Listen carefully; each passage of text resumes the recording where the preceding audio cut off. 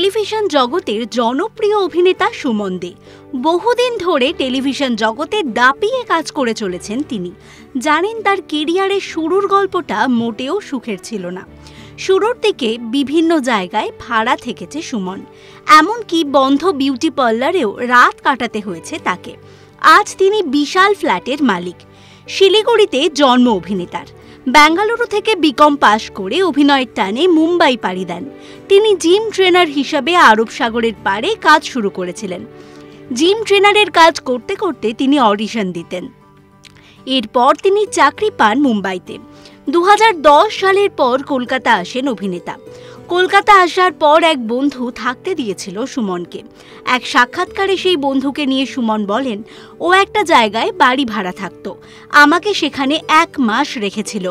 আমি নিজেই অন্যত্র চলে গিয়েছিলাম।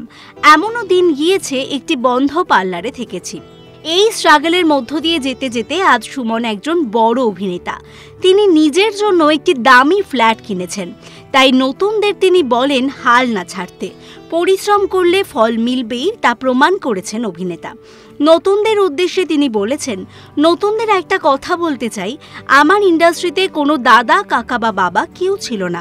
আমি টলিপাড়ায় ঘুরে ঘুরে বেড়াতাম, চ্যানেলের কিংবা সিরিয়ালের এপিদের সঙ্গে যোগাযোগ করতাম। আমার ছবি জমা দিতাম তাঁদের কাছে আর অপেক্ষা করতাম সুযোগের। একটাই কথা বলবো, এভাবেই সুযোগ আসে, অন্য কোনোভাবে নয়।